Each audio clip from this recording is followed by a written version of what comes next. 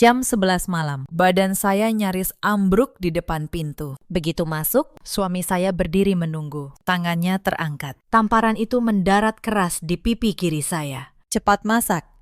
Lihat. Ibu dan adikku sudah kelaparan dari tadi sore. Saya tidak menangis, saya tidak menjerit.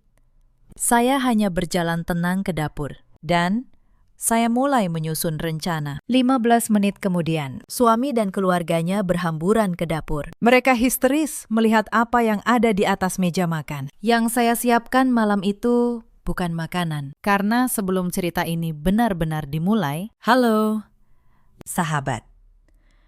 Selamat datang kembali di kanal kita. Sebelum kita lanjut, tuliskan di kolom komentar dari kota mana kalian menonton malam ini. Jangan lupa like dan subscribe agar kanal ini terus bisa menghadirkan kisah-kisah yang lebih menarik lagi. Sekarang, mari kita mulai. Nama saya Melati Anggraini, 34 tahun. Saya bekerja sebagai akuntan senior, merangkap auditor internal di sebuah perusahaan distribusi besar di kawasan Sudirman. Sudah 12 tahun saya berkutat dengan angka, laporan keuangan, dan jejak setiap rupiah yang keluar masuk. Orang lain melihat deretan angka sebagai sesuatu yang membosankan. Bagi saya, angka tidak pernah berbohong. Angka selalu menyimpan kebenaran, bahkan kebenaran yang paling ingin disembunyikan seseorang. Dulu, sebelum semua ini, saya tinggal di sebuah apartemen kecil yang rapi di Kebayoran Baru. Setiap pagi, saya menyeduh kopi sendiri. Setiap malam, saya pulang ke ruangan yang bersih dan tenang. Hidup saya sederhana, tetapi saya merdeka. Saya mengatur keuangan saya sendiri. Saya menabung sendiri. Saya tidak pernah membayangkan suatu hari nanti. Kemerdekaan itu akan saya serahkan begitu saja kepada seorang laki-laki. Pekerjaan saya menuntut ketelitian tingkat tinggi sebagai auditor internal. Tugas saya adalah memeriksa setiap aliran uang di perusahaan, memastikan tidak ada satu rupiah pun yang menyimpang. Saya terbiasa membaca pola. Saya terbiasa mencium kejanggalan dari deretan angka yang bagi orang lain tampak biasa saja. Atasan saya sering berkata, mata saya seperti mata elang. Tidak ada transaksi mencurigakan yang lolos dari perhatian saya. Keahlian itu yang saya bangun selama bertahun-tahun, kelak menjadi penyelamat hidup saya. Meski saat itu, saya belum tahu betapa pentingnya keahlian itu akan menjadi. Saya bukan perempuan yang mudah menyerah. Saya membiayai kuliah saya sendiri dengan bekerja paruh waktu. Saya merintis karir dari posisi paling bawah, naik selangkah demi selangkah dengan kerja keras dan integritas. Setiap pencapaian saya raih dengan tangan sendiri, tanpa bergantung kepada siapapun. Itulah sebabnya ketika akhirnya saya kehilangan kendali atas hidup saya di tangan Galang dan keluarganya, rasa sakitnya menjadi berlipat ganda. Karena yang mereka rampas bukan sekedar kebebasan, melainkan jati diri yang saya bangun seumur hidup. Laki-laki itu bernama Galang, 38 tahun. Ia bekerja sebagai manajer keuangan di sebuah perusahaan properti. Saat pertama bertemu, ia tampak begitu mapan dan percaya diri. Setelan jasnya selalu rapi, jam tangannya mahal, bicaranya penuh keyakinan. Saya pikir, inilah laki-laki yang akan menjadi rekan sejajar dalam hidup saya. Saya keliru besar. Kami menikah 3 tahun lalu. Pernikahan kami sederhana, tetapi penuh harapan. Saya percaya kami akan membangun rumah tangga seperti dua orang dewasa yang saling menghormati. Bulan-bulan pertama berjalan manis. Galang masih bersikap lembut. Ia memuji masakan saya. Ia mengantar saya bekerja. Ia berkata akan menjaga saya seumur hidup. Saya menyimpan kata-kata itu di hati, seperti menyimpan harta. Retakan pertama muncul 3 bulan setelah pernikahan. Suatu malam, Galang pulang dengan wajah keruh. Ia berkata pelan, "Mel, ibuku kesepian di kampung. Bagaimana kalau beliau tinggal bersama kita?" Saya tidak keberatan. Saya pikir itu wajar. Seorang anak ingin berbakti kepada ibunya. Maka Bu Sutinah, ibu mertua saya, pindah ke apartemen kecil kami. Lalu, hanya selang 2 minggu, datang pula Dinda, adik ipar saya yang berusia 29 tahun, katanya. Ia ingin mencari kerja di Jakarta. Apartemen yang dulu hanya berisi saya seorang.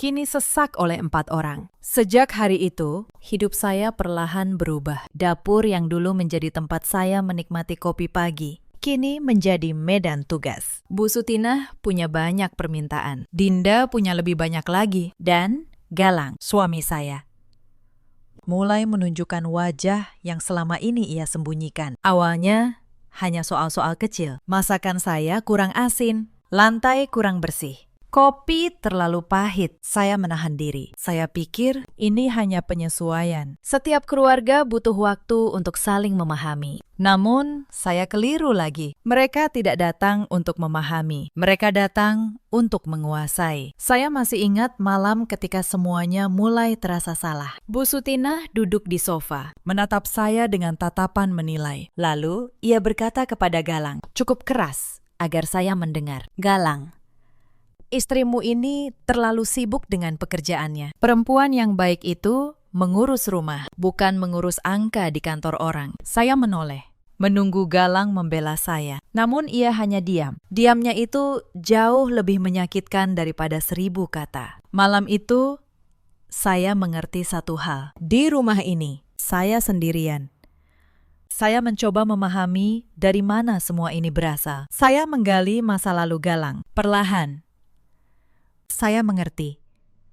Galang dibesarkan oleh Bu Sutinah seorang diri, dimanjakan sebagai anak laki-laki satu-satunya yang diharapkan mengangkat derajat keluarga. Sejak kecil, ia diajari bahwa perempuan adalah pelayan dan laki-laki adalah raja. Bu Sutinah tidak pernah benar-benar merelakan anaknya menikah. Bagi beliau, saya bukanlah istri, melainkan pesaing yang merebut anaknya. Maka tujuannya sederhana, yaitu menjadikan saya tunduk sepenuhnya atau menyingkirkan saya. Saya juga mulai memperhatikan kebiasaan Galang yang aneh. Penghasilannya sebagai manajer keuangan memang besar, namun gaya hidupnya jauh melampaui itu. Mobil baru, jam tangan baru, liburan mahal bersama teman-temannya, tanpa pernah mengajak saya. Sebagai akuntan, naluri saya berkata, ada yang tidak beres. Penghasilan dan pengeluaran itu tidak seimbang. Ada sumber uang lain yang tidak ia ceritakan. Namun saat itu, saya belum punya bukti. Saya hanya menyimpan kecurigaan itu. Seperti menyimpan benih yang suatu hari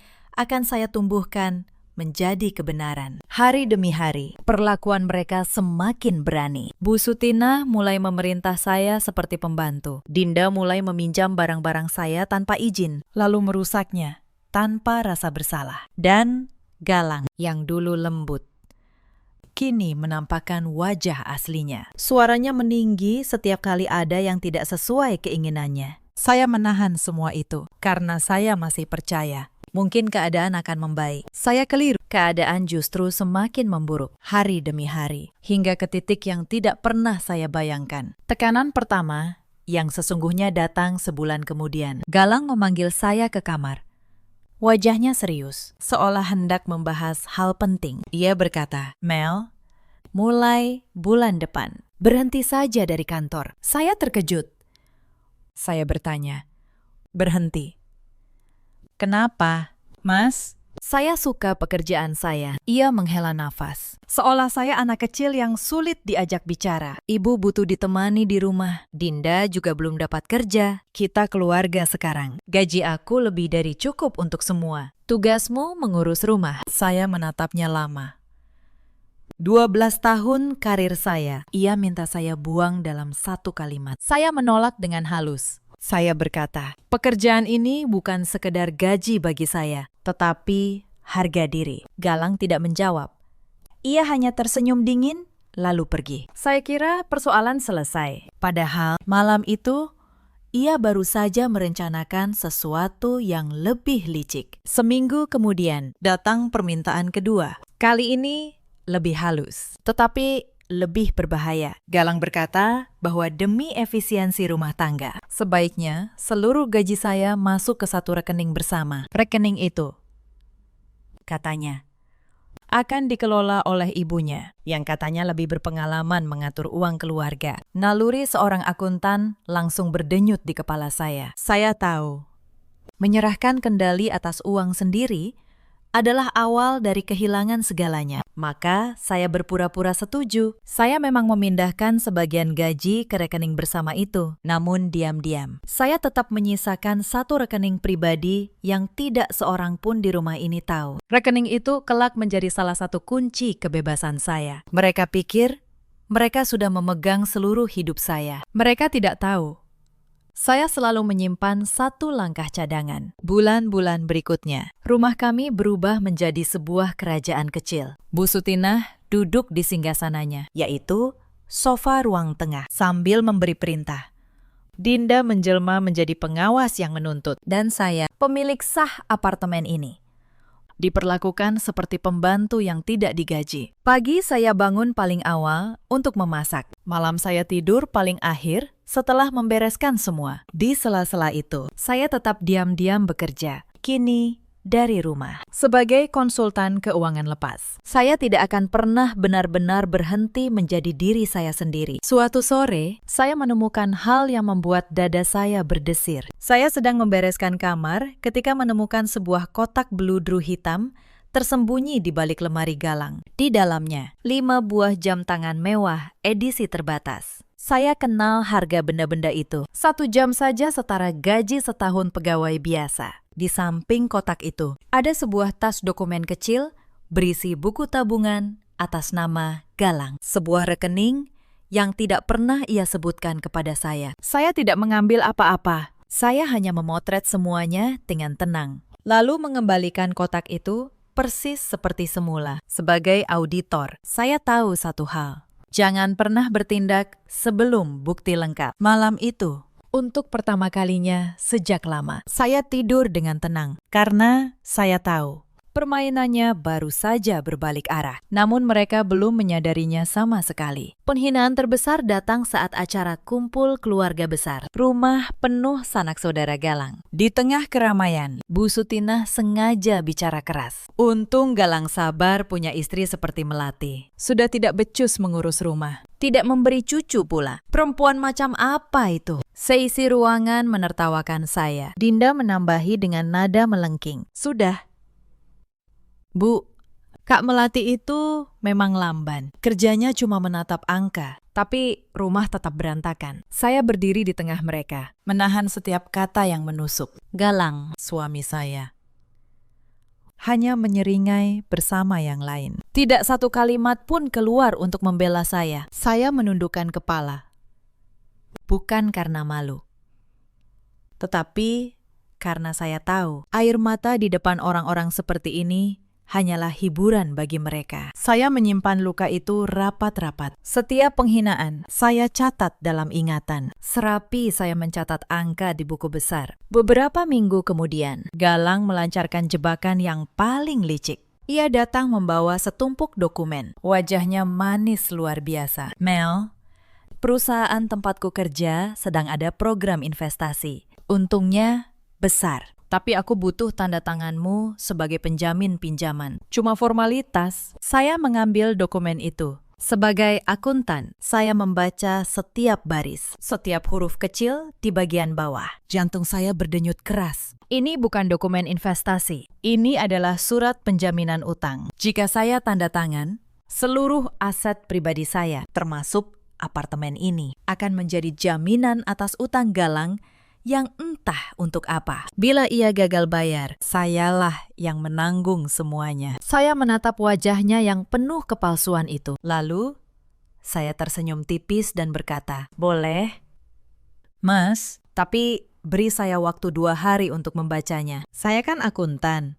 Sudah kebiasaan teliti." Ia tampak kesal, tetapi tidak bisa menolak alasan itu. 2 hari itulah yang saya butuhkan. Bukan untuk membaca, melainkan untuk bergerak. Karena malam itu juga saya memutuskan. Kesabaran saya sudah cukup. Sudah waktunya angka-angka itu bicara. Keesokan paginya, saya berpura-pura pergi belanja. Padahal saya menemui seorang pengacara.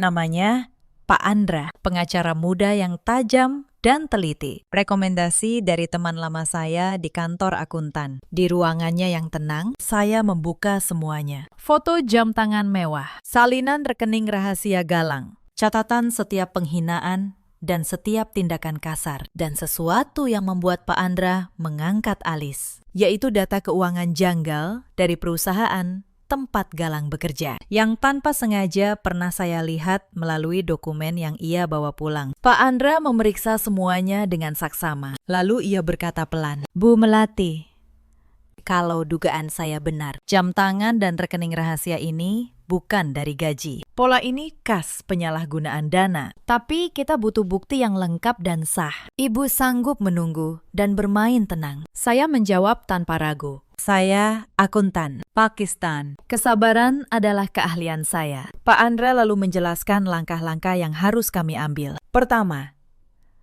saya harus tetap berperilaku normal agar mereka tidak curiga. Kedua, setiap bukti harus dikumpulkan secara sah dan tidak melanggar hukum. Ketiga, kami akan menunggu satu momen besar yang menangkap semuanya sekaligus. Saya mendengarkan dengan saksama. Untuk pertama kalinya sejak menikah, saya merasa ada seseorang yang berdiri di pihak saya. Selama beberapa minggu berikutnya, saya menyelidiki sendiri jejak keuangan Galang, menggunakan seluruh keahlian saya sebagai auditor. Saya menemukan pola yang sangat khas. Ia membeli aset-aset mahal dengan cara mencicil dari rekening rahasianya, lalu mencatatnya sebagai pengeluaran fiktif perusahaan. Saya menyusun semuanya dalam sebuah berkas rapi. Setiap transaksi mencurigakan, setiap tanggal, setiap angka saya catat dengan teliti. Berkas itu menjadi senjata utama saya, jauh lebih tajam daripada amarah apapun. Saya juga menyalin diam-diam beberapa dokumen yang Galang bawa pulang dan tinggalkan sembarangan di meja kerjanya. Ia begitu yakin tidak ada yang berani menyentuh barang-barangnya, sehingga ia ceroboh.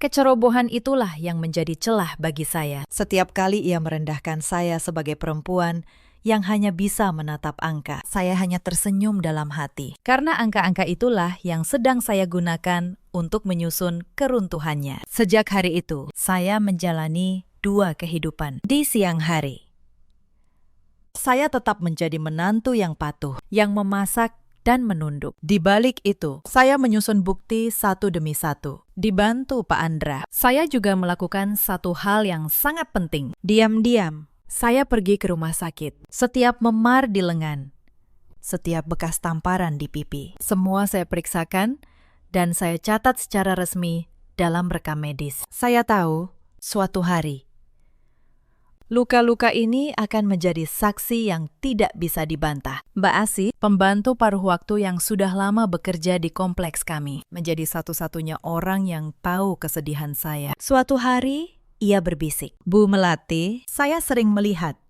Saya bersedia jadi saksi kalau ibu butuh." Saya menggenggam tangannya. Di tengah rumah yang penuh musuh, ternyata masih ada satu hati yang tulus. Mereka pikir saya benar-benar sendirian. Mereka tidak tahu saya sedang membangun pasukan dalam diam. Selama masa menunggu itu, tekanan di rumah justru semakin menjadi-jadi. Galang mulai membatasi pergerakan saya. Ia meminta saya menyerahkan kunci mobil. Ia memeriksa ponsel saya setiap malam. Untungnya, saya selalu menyimpan komunikasi dengan Pak Andra di tempat yang tidak akan pernah ia temukan. Setiap kali ia menggeledah barang-barang saya hanya menatapnya tenang, sambil dalam hati menghitung mundur hari kebebasan saya. Suatu sore, terjadi peristiwa yang nyaris membuat saya kehilangan kesabaran lebih cepat. Dinda menemukan buku catatan kecil saya, tempat saya mencatat pengeluaran rumah tangga. Ia membacanya keras-keras di depan Bu Sutina, mengejek setiap angka yang saya tulis. "Lihat,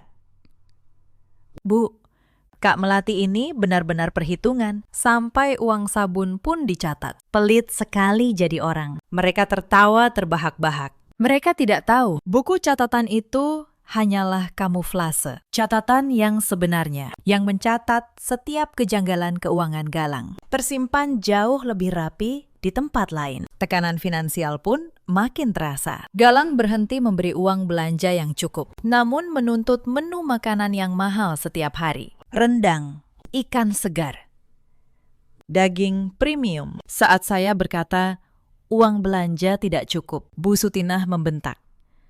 "Cari sendiri. Bukankah kau perempuan pintar yang katanya bisa mengatur uang? Buktikan." Mereka menuntut hidup mewah, tetapi tidak mau tahu dari mana uangnya. Padahal justru karena saya yang mengatur, rumah itu masih bisa berdiri. Mereka tidak pernah menyadari betapa bergantungnya mereka kepada perempuan yang mereka hina. Saat Lebaran tiba, beban itu mencapai puncaknya. Seluruh keluarga besar Galang datang menginap di apartemen kecil kami selama hampir 10 hari. Belasan orang memenuhi setiap sudut ruangan. Saya seorang diri harus memasak untuk semua. Opor ayam, rendang, ketupat, kue nastar. Semua dituntut tersedia tanpa henti. Saya bangun sebelum subuh dan baru tidur lewat tengah malam. Tidak ada satupun yang membantu. Mereka hanya duduk, makan, dan mengkritik.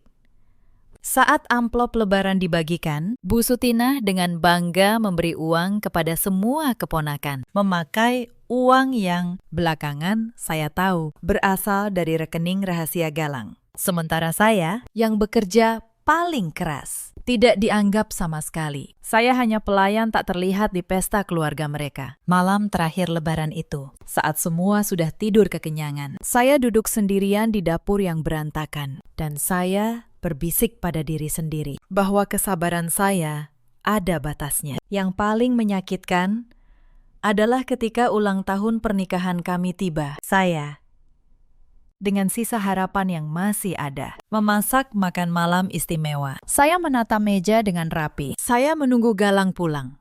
Namun ia datang larut dalam keadaan mabuk. Bersama beberapa temannya, ia melihat meja yang sudah saya siapkan, lalu dengan sengaja menyenggolnya, hingga semua piring jatuh berantakan. Ia tertawa di depan teman-temannya. Lihat, istriku sok romantis, padahal cuma perempuan tukang masak. Malam itu, sisa harapan terakhir saya padam sepenuhnya. Saya membersihkan pecahan piring sendirian dalam diam, sambil berjanji pada diri sendiri. Ini adalah malam-malam terakhir saya menangis untuk laki-laki seperti dia. Esoknya, saya menemui Pak Andra dengan keputusan yang sudah bulat. Saya berkata, Pakistan, saya tidak mau menunggu lebih lama. Susun semuanya, saya siap. Pak Andra menatap saya, lalu mengangguk. Ia berkata, baik, Bu, tapi kita perlu satu momen yang menangkap semuanya secara langsung. Sebuah bukti yang tidak bisa disangkal di depan banyak saksi. Dari situlah lahir rencana terakhir saya. Rencana yang akan membongkar semuanya dalam satu malam. Semua bukti hampir lengkap. Tinggal satu hal yang saya butuhkan, yaitu momen yang tepat. Dan momen itu datang pada malam yang saya ceritakan di awal tadi. Sebelum saya sampai pada malam itu, ada beberapa kejadian yang membuat cangkir kesabaran saya benar-benar tumpah. Suatu pagi, Bu Sutina membanting piring di depan saya hanya karena bubur yang saya buat dianggap terlalu encer. Pecahan piring berserakan di lantai dapur, dan ia menyuruh saya membersihkannya dengan tangan kosong. Sambil ia menonton, saya berlutut, memunguti pecahan itu satu persatu. Jari saya tergores, darah menetes. Tidak ada satupun dari mereka yang peduli. Di lain hari, Dinda dengan sengaja menumpahkan kopi panas ke laptop kerja saya. Laptop tempat saya menyimpan pekerjaan konsultasi lepas. Ia tertawa dan berkata, "Ups, maaf. Kak, habisnya perempuan rumahan. Kok masih sibuk dengan laptop? Tidak ada gunanya." Saya hanya menatapnya. Untungnya, semua data penting sudah lama saya simpan di tempat lain yang aman. Mereka kira mereka menghancurkan saya, padahal mereka hanya sedang menumpuk alasan bagi keruntuhan mereka sendiri. Puncaknya adalah soal uang. Suatu malam, Bu Sutinah menuntut saya menyerahkan tabungan saya yang tersisa untuk, katanya, modal usaha Dinda. Saat saya menolak dengan tegas, Galang mendekat dan mencengkeram lengan saya keras-keras. Ia mendesis di telinga saya, "Di rumah ini, semua milikku, termasuk kamu." Malam itu, memar baru muncul di lengan saya. Dan keesokan paginya, memar itu pun saya periksakan ke rumah sakit, persis seperti yang lain. Setiap luka yang mereka berikan justru menjadi peluru di senjata saya. Maka tibalah malam itu. Malam ketika saya pulang lembur dan tamparan Galang mendarat di pipi saya. Tetapi malam itu berbeda, karena semua bukti sudah lengkap di tangan Pak Andra. Karena pagi tadi, diam-diam saya telah memasang sebuah kamera kecil di ruang tamu, terhubung langsung ke ponsel. Dan atas saran Pak Andra, ke sebuah siaran langsung tertutup yang disaksikan tim hukum kami. Dan karena malam itu, kesabaran saya benar-benar habis. Pagi sebelum kejadian, semuanya sudah saya siapkan dengan sangat teliti. Saya memasang kamera mungil itu di tempat yang tidak akan dicurigai, tersembunyi di antara hiasan ruang tamu. Saya menguji sambungannya berkali-kali, memastikan setiap sudut ruangan terekam dengan jelas. Saya menghubungi Pak Andra, memberitahu bahwa hari ini mungkin menjadi hari penentuan. Ia berpesan agar saya tetap tenang dan tidak memancing keributan. Cukup biarkan semuanya berjalan apa adanya dan biarkan kamera merekam kebenaran. Sepanjang hari itu, saya bekerja seperti biasa. Berpura-pura tidak ada apa-apa. Namun, di dalam hati, saya tahu malam ini segalanya akan berubah. Saya pulang larut karena memang harus menyelesaikan laporan keuangan yang menumpuk.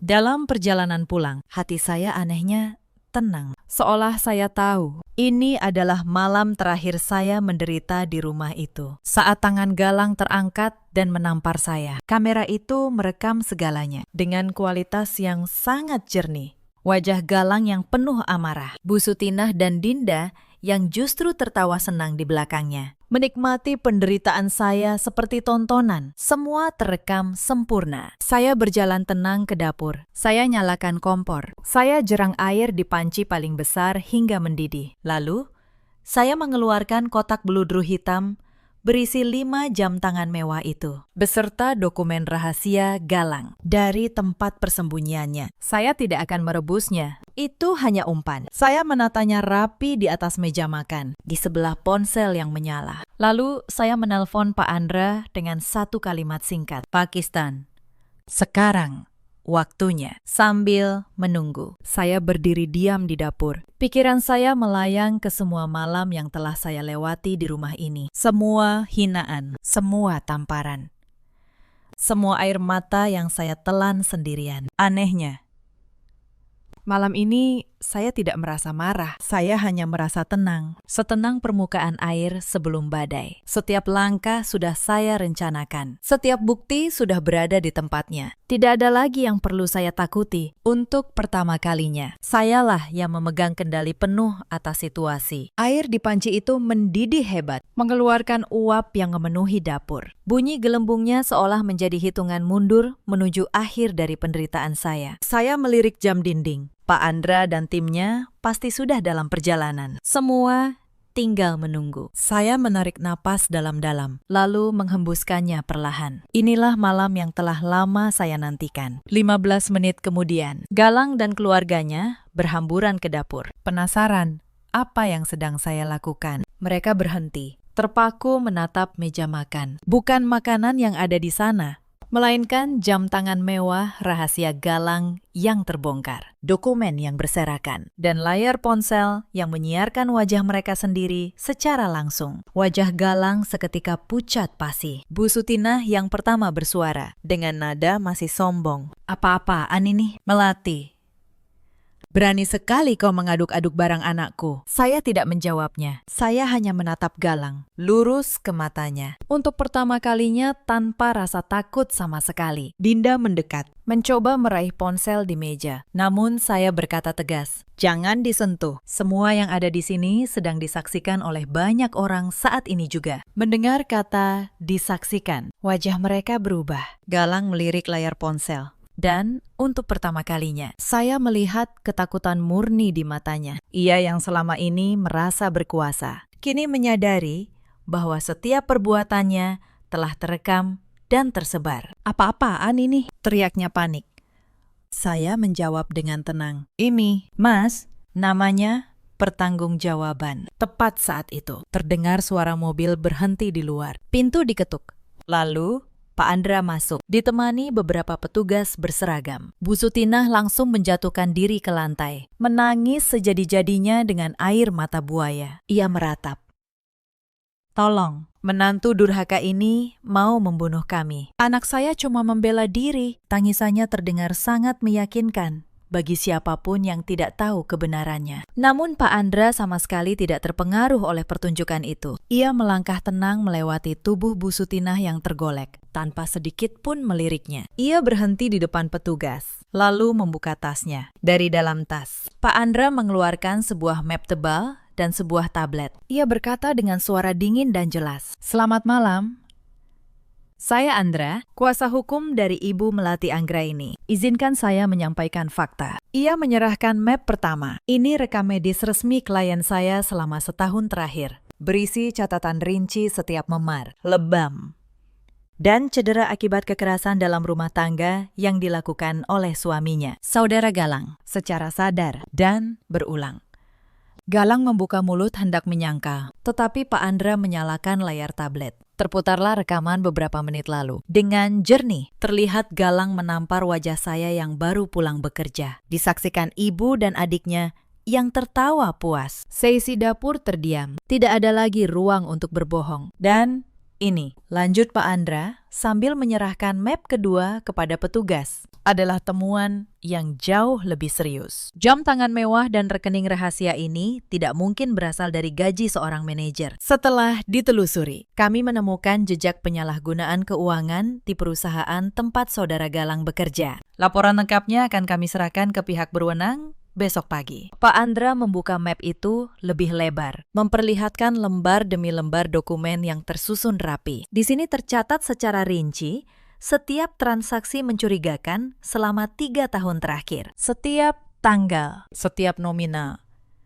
setiap aliran dana yang dialihkan. Semua disusun oleh klien saya sendiri, yang kebetulan adalah seorang auditor profesional. Saya rasa tidak ada saksi ahli yang lebih kredibel daripada seorang akuntan yang setiap hari hidup bersama pelakunya. Mendengar itu, kaki Galang lemas seketika. Wajahnya yang tadi penuh kesombongan, kini hancur lebur. Ia menatap saya dengan mata terbelalak, seolah baru pertama kali benar-benar melihat siapa saya sebenarnya. Selama ini ia mengira saya hanyalah perempuan lemah yang bisa ia injak sesuka hati. Ia tidak pernah menyangka, perempuan yang ia hina setiap hari itulah yang menyusun keruntuhannya, batu demi batu, dengan tangan yang sama yang ia tampar. Ia tahu, ini bukan lagi soal pertengkaran rumah tangga. Ini soal kebebasannya selama bertahun-tahun ke depan. Kata-kata Pak Andra mengalir tenang, namun mematikan.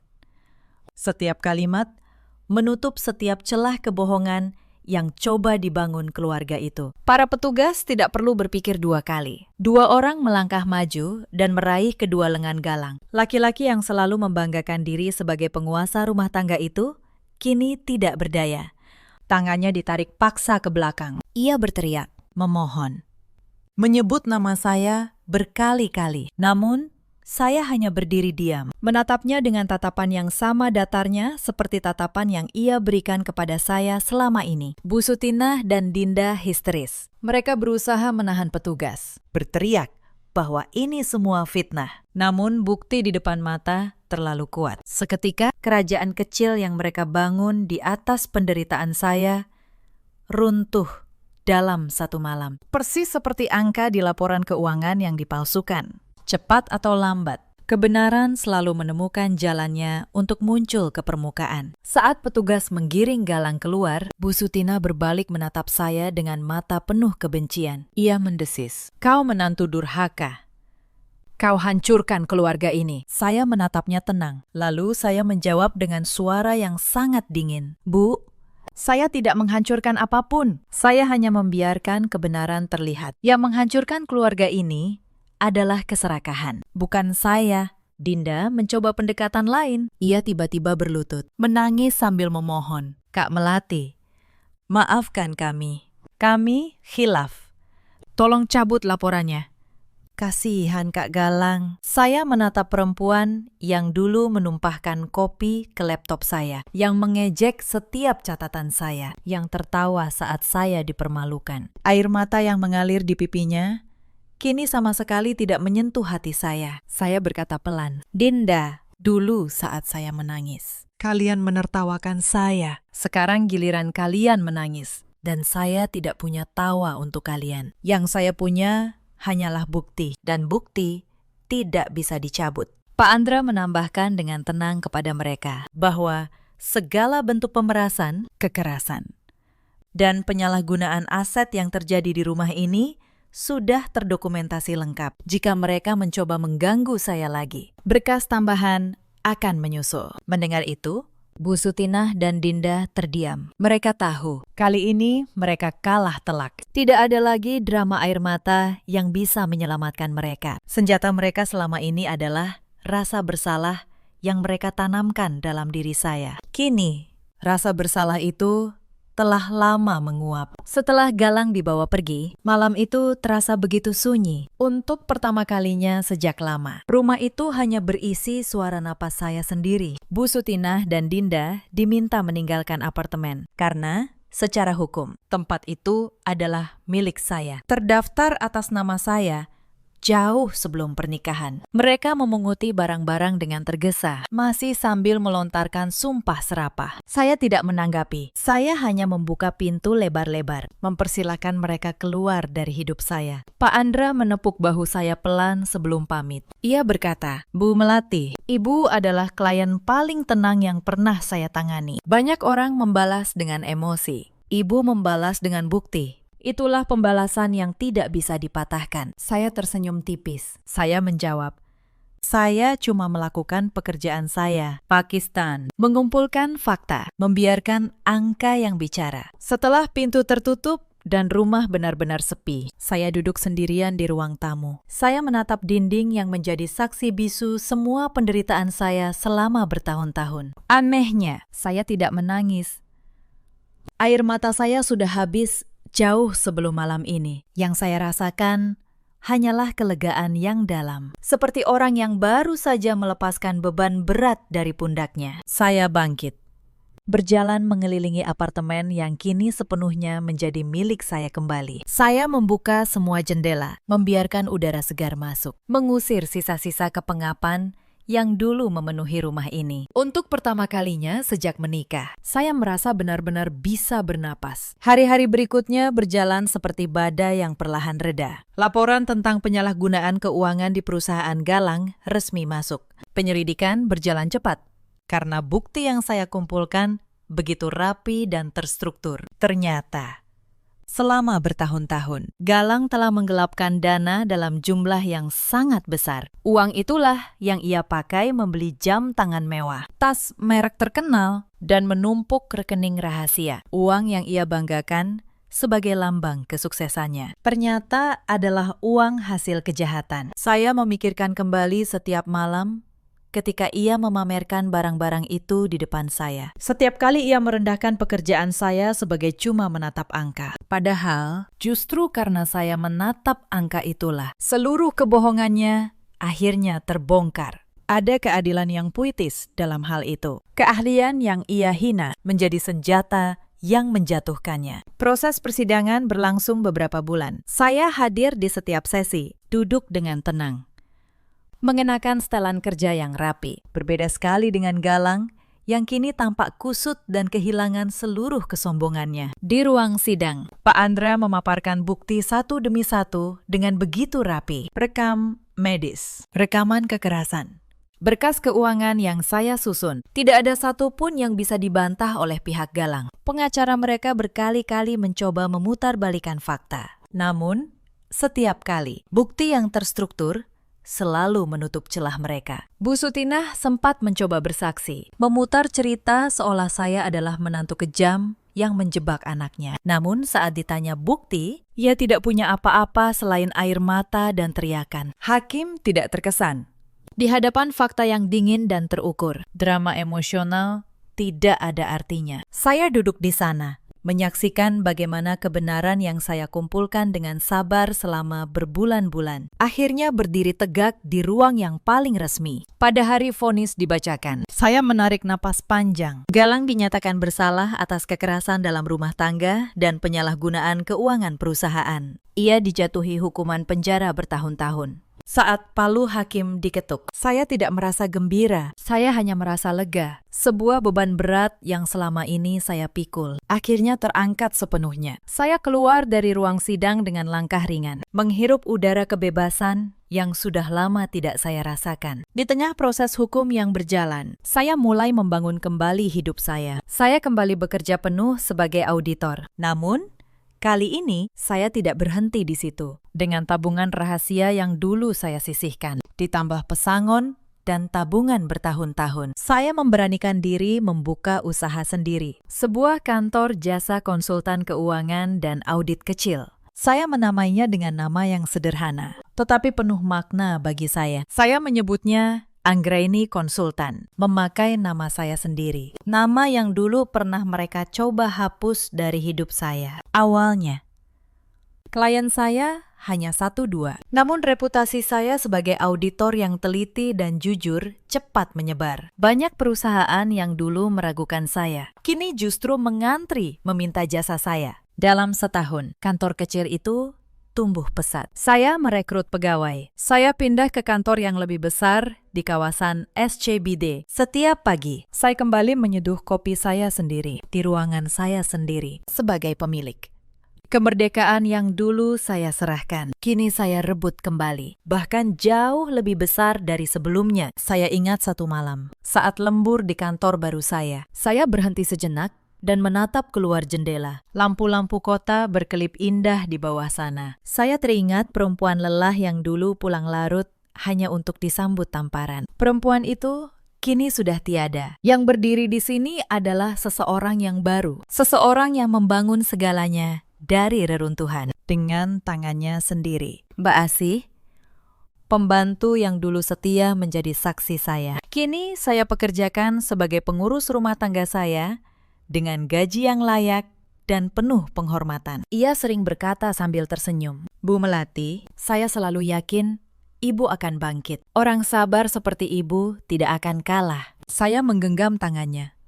Sama seperti dulu ia menggenggam tangan saya di saat-saat tergelap. Lalu, bagaimana dengan mereka? Galang divonis bersalah. Bertahun-tahun ia habiskan di balik jeruji. Kehilangan pekerjaan, reputasi, dan seluruh kekuasaan palsu yang pernah ia banggakan. Semua yang ia bangun di atas kebohongan, runtuh dalam semalam. Di dalam penjara, kabarnya, ia sering termenung, menyesali setiap keputusan yang membawanya ke sana. Namun penyesalan yang datang terlambat tidak pernah bisa memutar waktu. Saat bebas nanti, tidak ada lagi yang tersisa untuknya. Tidak ada perusahaan yang mau menerima mantan narapidana kasus penyalahgunaan keuangan. Tidak ada lagi setelan jas rapi atau jam tangan mewah. Yang tersisa hanyalah nama yang tercoreng dan masa depan yang gelap. Bu Sutinah dan Dinda yang dulu hidup mewah dengan menumpang penderitaan saya, kini kehilangan segalanya. Tidak ada lagi rumah untuk ditinggali. Tidak ada lagi uang galang untuk dihambur-hamburkan. Mereka kembali ke kampung dengan tangan kosong, ditolak oleh sanak saudara yang dulu menertawakan saya bersama mereka. Hidup mereka kini diisi oleh pertengkaran tanpa akhir, saling menyalahkan atas kehancuran yang sebenarnya mereka ciptakan sendiri. Kabar terakhir yang saya dengar, mereka tinggal di sebuah rumah petak sempit, hidup dari belas kasihan tetangga, sambil terus mengeluhkan nasib yang sebenarnya mereka pilih sendiri. Beberapa bulan kemudian, saya membuka cabang kedua usaha saya. Sekaligus, saya membeli sebuah gedung kecil untuk dijadikan rumah singgah, tempat saya membantu perempuan-perempuan lain yang pernah mengalami nasib seperti saya. Tempat mereka bisa berlindung, belajar mandiri secara finansial, dan menemukan kembali harga diri mereka. Karena saya tahu betul, di luar sana masih banyak perempuan yang terjebak dalam diam. Persis seperti saya dulu di rumah singgah itu. Saya tidak hanya memberi tempat tinggal. Saya mengajari mereka mengelola keuangan, membaca kontrak, dan memahami hak-hak mereka. Saya selalu berkata kepada mereka, pengetahuan adalah perisai. Jangan pernah serahkan kendali atas uang dan hidup kalian kepada siapapun, sekalipun kepada orang yang kalian cintai. Banyak dari mereka yang datang dengan mata kosong dan jiwa hancur, lalu perlahan bangkit, mendapatkan pekerjaan, dan memulai hidup baru. Setiap kali melihat seorang dari mereka berdiri tegak kembali, saya merasa luka lama saya ikut sembuh sedikit demi sedikit. Saya juga tidak pernah membalas dendam dengan tangan saya. Saya tidak pernah meneriaki siapapun, tidak pernah membalas pukulan dengan pukulan. Saya hanya melakukan apa yang paling saya kuasai, yaitu mengumpulkan kebenaran dan membiarkannya bekerja. Dan ternyata itulah pembalasan yang paling sempurna. Karma mereka datang bukan dari tangan saya, melainkan dari perbuatan mereka sendiri yang kembali kepada mereka. Pada hari peresmian rumah singgah itu, saya berdiri di depan pintu dengan hati yang penuh. Banyak tamu datang, banyak ucapan selamat.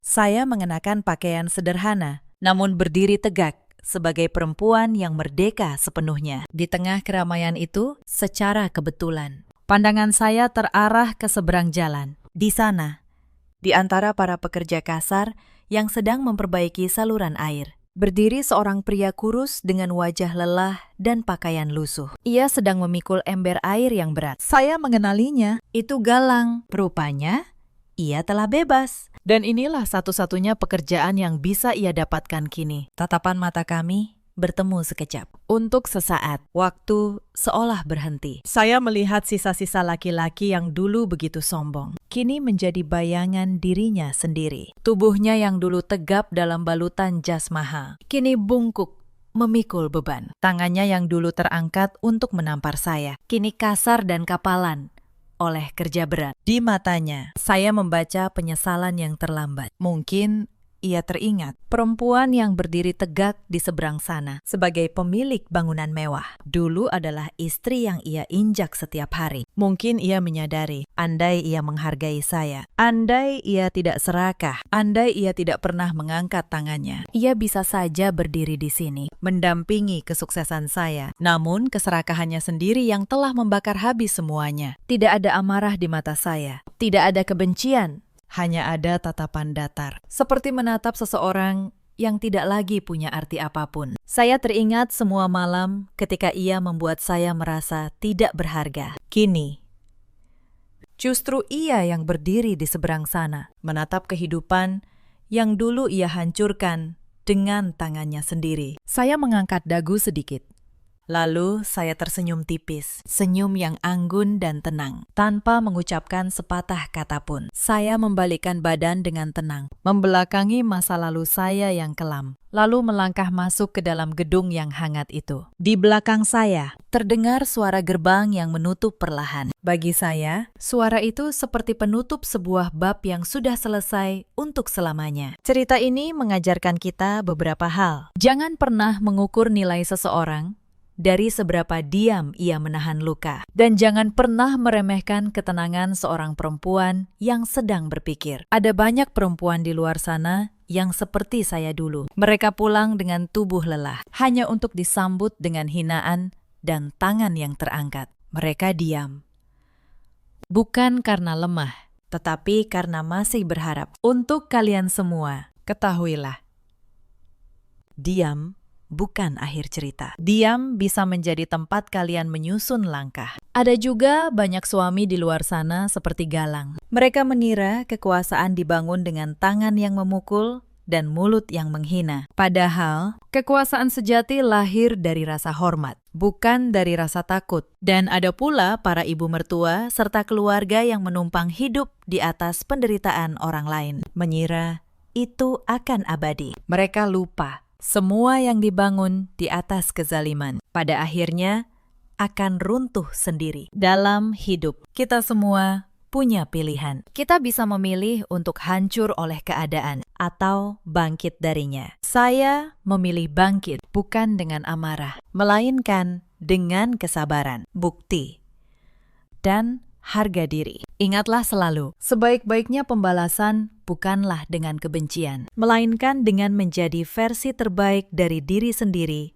yang tidak bisa lagi mereka sentuh. Ceritakan kisah kalian di kolom komentar. Bagikan pengalaman kalian, agar perempuan lain tahu bahwa mereka tidak sendirian. Terima kasih sudah menemani sampai akhir. Suara robekan kertas itu terdengar di tengah ruang rapat yang sunyi. Ibu mertuaku menyobek map proposal yang kususun semalaman, lalu melemparnya ke wajahku. Pegawai rendahan sepertimu tahu apa soal menyelamatkan perusahaan keluarga ini, katanya.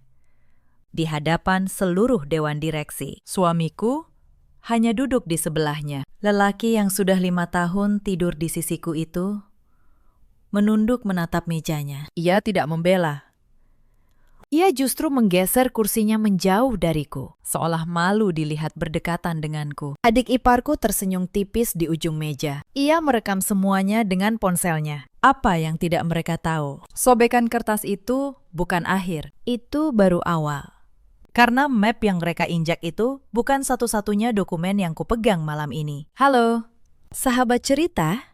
Selamat datang kembali di kanal ini. Kalau kisah malam ini menyentuh hatimu, jangan lupa tinggalkan 1 kata di kolom komentar dan nyalakan lonceng agar tidak tertinggal cerita berikutnya. Mari kita mulai. Nama saya Anjani. Usia saya 32 tahun. Saya bekerja sebagai auditor senior di sebuah kantor akuntan publik di kawasan Sudirman, Jakarta. Sudah 5 tahun saya menyandang status menantu di keluarga prawira. Banyak orang membayangkan auditor sebagai pekerjaan yang membosankan. Hanya angka, hanya kertas.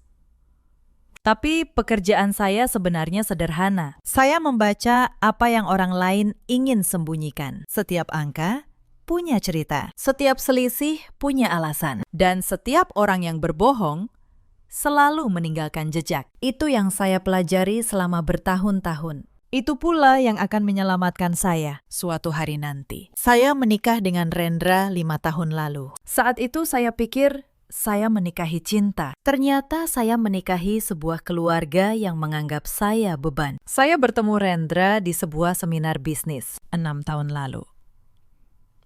Saat itu ia tampak berbeda. Ia sopan. Ia perhatian. Ia mendengarkan saat saya bicara tentang pekerjaan saya. Saya, yang sejak kecil tumbuh tanpa orang tua dan membiayai kuliah sendiri. Merasa untuk pertama kalinya, ada seseorang yang ingin menjaga saya. Saya jatuh cinta pada gambaran itu, pada janji bahwa saya akhirnya punya keluarga. Sekarang saya tahu, gambaran itu tidak pernah nyata. Rendra perhatian saat ia mengejar saya. Tapi begitu kami menikah, ia berubah menjadi bayangan ibunya. Dan saya yang begitu mendambakan sebuah keluarga, memilih untuk tidak melihat tanda-tanda itu sampai sudah terlambat. Ada satu tanda yang seharusnya saya baca sejak awal. Saat lamaran, Bu Sukma bertanya kepada saya, bukan tentang siapa saya, bukan tentang cita-cita saya, melainkan, kamu yatim piatu, ya? Tidak punya keluarga yang akan repot-repot menuntut macam-macam. Bagus. Saat itu saya pikir itu hanya basa-basi. Belakangan saya mengerti bagi Bu Sukma. Ketiadaan keluarga saya bukanlah hal yang dikasihani. Itu adalah keuntungan. Saya adalah menantu yang tidak punya siapapun untuk membela. Keluarga prawira tinggal di sebuah rumah besar di kawasan Pondok Indah. Pagarnya tinggi, halamannya luas. Dan di garasinya selalu ada mobil keluaran terbaru. Dari luar, mereka tampak seperti keluarga terhormat yang dihormati semua orang. Tapi rumah sebesar itu menyimpan banyak hal di balik temboknya. Ibu mertua saya bernama Bu Sukma. Usianya 63 tahun. Ia selalu mengenakan kebaya rapi dan kalung emas yang berat. Ia adalah pemilik tunggal perusahaan keluarga, PT Prawira Sentosa, sebuah perusahaan distribusi yang dulu sangat besar di Jakarta. Sejak hari pertama saya masuk rumah itu, Bu Sukma sudah memandang saya dari atas ke bawah. Anak kantoran, katanya waktu itu.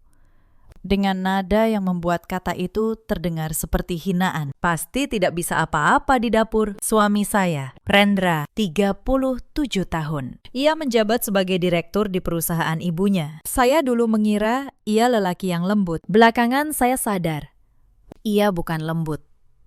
Ia hanya tidak punya tulang punggung. Apapun yang dikatakan ibunya, ia menurut.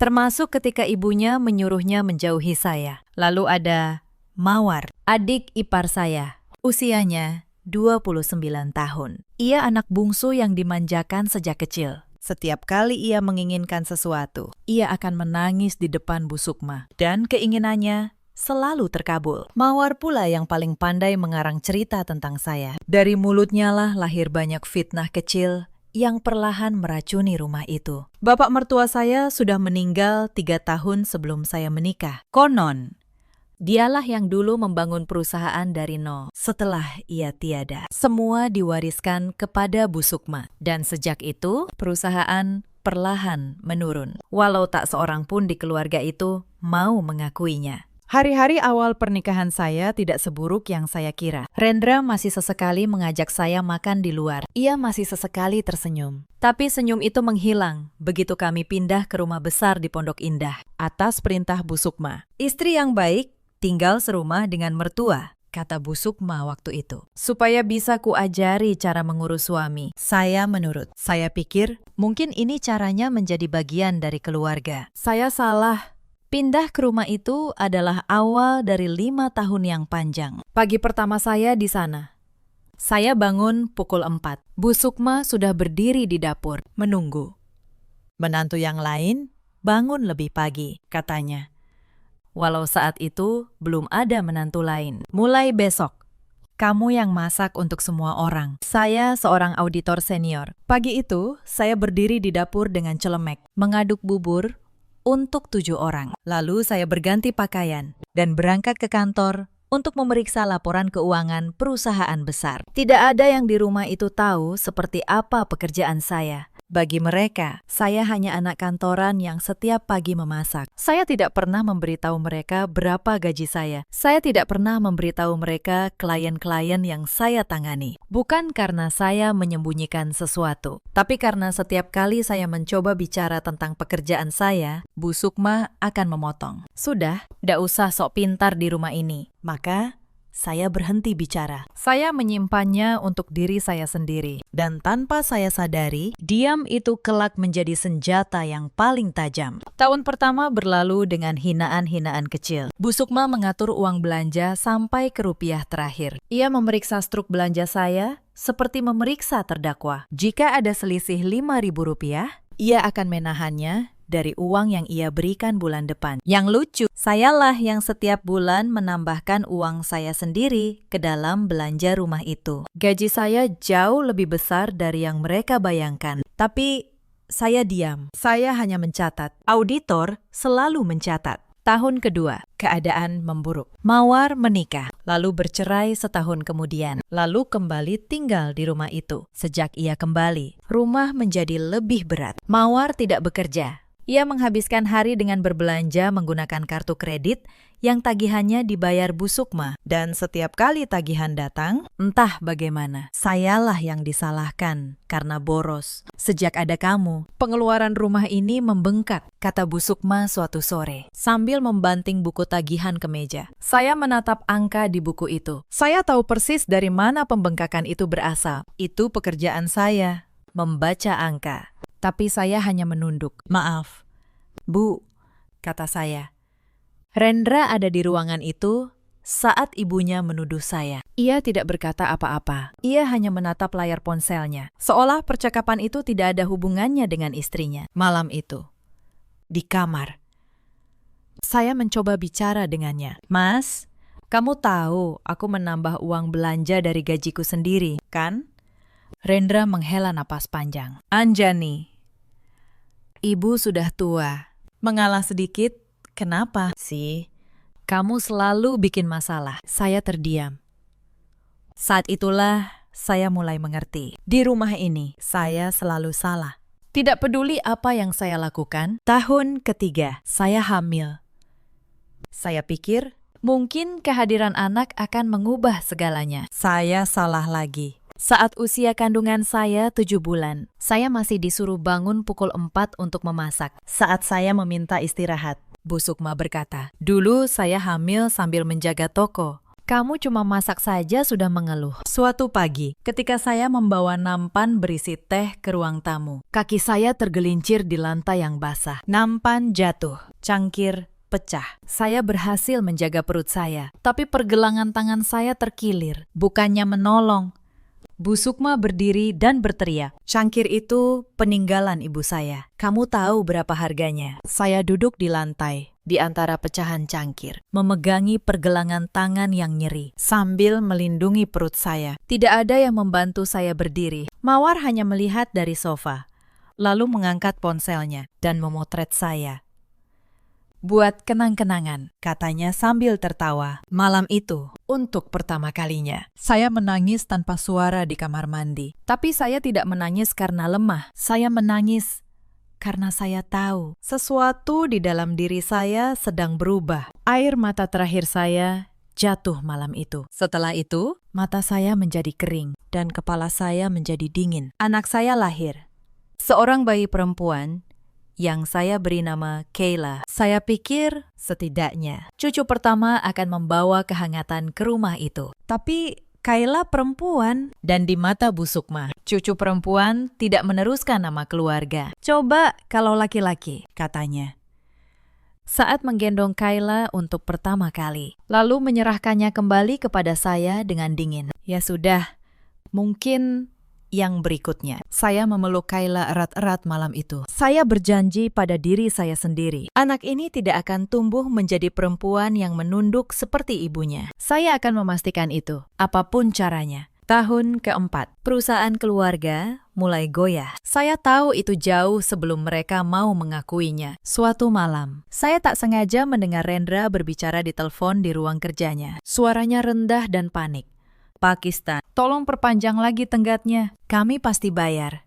Cuma butuh waktu sedikit lagi." Saya berdiri di balik pintu. Sebagai auditor, saya tahu nada suara seperti itu. Itu nada orang yang sedang tenggelam dan berpura-pura masih berdiri di tanah kering. Keesokan harinya, saya melakukan apa yang saya lakukan setiap hari di kantor. Saya membaca. Tapi kali ini, saya membaca tentang PT Prawira Santosa. Saya mencari laporan keuangan publik mereka, akta-akta yang terdaftar, daftar utang yang tercatat. Saya menyusun semuanya, potongan demi potongan, seperti menyusun teka-teki, dan gambaran yang muncul membuat saya terdiam. Perusahaan keluarga yang selama ini memandang rendah saya. Perusahaan yang membuat Bu Sukma merasa berhak menghina semua orang. Perusahaan itu sebenarnya sedang sekarat. Utangnya menggunung. Asetnya digadaikan satu persatu. Dan yang menahannya agar tidak runtuh hanyalah satu pinjaman besar dari sebuah bank yang tenggatnya tinggal beberapa bulan lagi. Saya menutup laporan itu. Saya tidak merasa senang, tapi untuk pertama kalinya dalam 5 tahun, saya merasa punya sesuatu yang mereka tidak punya. Saya tahu kebenaran, dan mereka tidak tahu bahwa saya tahu. Malam itu, saya tidak tidur. Saya hanya berbaring, menatap langit-langit, dan untuk pertama kalinya, saya mulai menyusun rencana. Lebaran tahun itu menjadi salah satu kenangan terburuk saya. Rumah di Pondok Indah dipenuhi sanak saudara dari kampung halaman Bu Sukma. Hampir 20 orang menginap selama hampir 10 hari, dan sayalah yang harus melayani mereka semua. Saya memasak opor ayam, rendang, ketupat, sejak subuh hingga larut malam. Tangan saya melepuh karena minyak panas. Punggung saya nyeri karena berdiri terlalu lama. Tak seorang pun menawarkan bantuan. Mereka hanya duduk di ruang tamu, menonton televisi, dan sesekali memanggil saya untuk menambah teh atau mengambilkan kue. "Menantu memang harus rajin," kata salah satu bibi, sambil mengunyah nastar buatan saya. Untung Sukma dapat menantu yang tahu diri. Saat malam takbiran, Bu Sukma membagikan amplop THR kepada semua keponakan dan cucu. Amplop merah berisi uang, satu persatu, sambil tersenyum bangga. Tapi ketika sampai pada Kayla, anak saya, ia hanya menyerahkan amplop kosong. "Cucu perempuan gak usah banyak-banyak," katanya. Lalu tertawa. Dan para tamu ikut tertawa. Saya berdiri di sudut ruangan, memegang amplop kosong itu. Saya tidak menangis. Tapi malam itu, saya mencatat satu hal lagi di kepala saya. Bukan untuk dendam, hanya untuk mengingat siapa mereka sebenarnya. Agar suatu hari, Saya tidak pernah ragu dengan keputusan yang akan saya ambil. Beberapa bulan setelah Lebaran, terjadi peristiwa yang hampir menghancurkan saya. Suatu pagi, Bu Sukma berteriak dari kamarnya. Kalung emasnya hilang, katanya. Kalung warisan yang sangat berharga. Seisi rumah gempar, dan dalam kekacauan itu, Mawar berdiri di tengah ruangan, menunjuk ke arah saya. Cuma Anjani yang masuk ke kamar ibu pagi ini, kata Mawar. Dia yang bersih-bersih di sana tadi. Semua mata tertuju kepada saya. Bu Sukma menatap saya dengan mata penuh tuduhan. Kembalikan, Anjani. Sebelum saya panggil polisi, saya berdiri membeku. Saya tahu saya tidak mengambilnya. Tapi di rumah itu, kebenaran tidak pernah berarti apa-apa jika semua orang sudah memutuskan untuk percaya pada kebohongan. Saya tidak mengambilnya, Bu, kata saya. Setenang mungkin. Bohong, Mawar menjerit. Geledah saja kamarnya. Mereka menggeledah kamar saya. Mereka membongkar lemari saya, tas saya, bahkan tempat tidur Kayla. Saya berdiri menyaksikan harga diri saya diinjak-injak. Sementara Rendra, suami saya, hanya bersandar di pintu, tidak melakukan apapun. Mereka tidak menemukan apa-apa. Tentu saja. Tapi tidak ada permintaan maaf. Bu Sukma hanya berkata, mungkin kamu sembunyikan di luar rumah. Dan kasus itu dibiarkan menggantung di atas kepala saya, seperti tuduhan yang tak pernah dicabut. 3 hari kemudian, kalung itu ditemukan. Ternyata Bu Sukma sendiri yang menyimpannya di laci lain dan lupa. Tidak ada yang meminta maaf kepada saya. Tidak ada yang mengakui kesalahan. Mawar bahkan berkata, ya untung ketemu.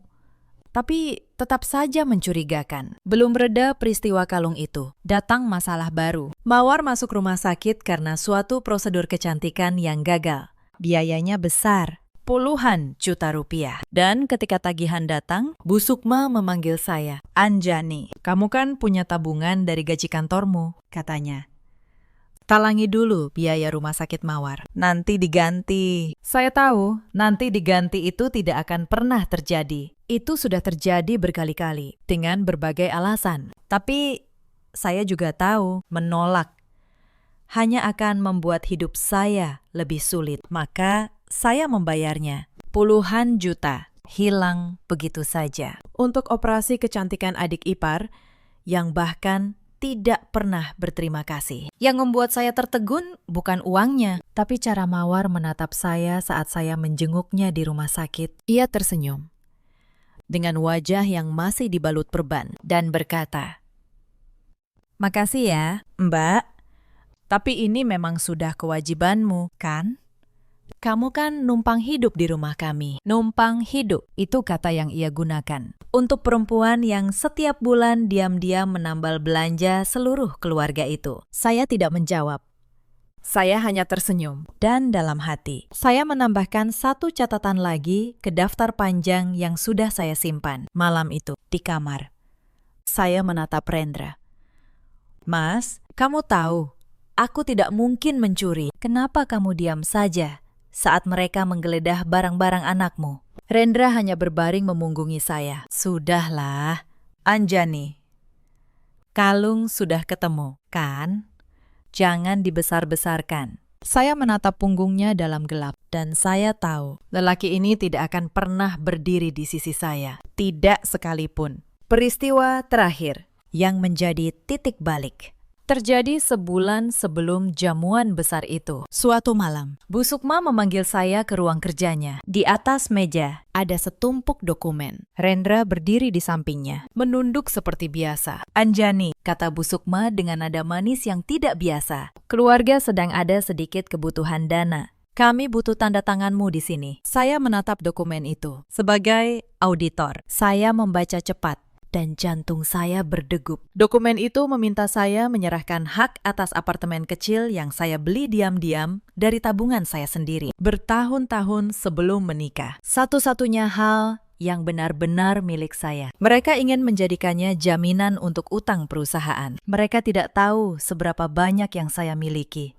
Tapi entah bagaimana, mereka tahu tentang apartemen itu. Mungkin Rendra yang menyebutkannya. Dan kini mereka ingin mengambilnya. Satu-satunya tempat berlindung yang saya simpan untuk masa-masa terburuk. Untuk apa? Bu, tanya saya.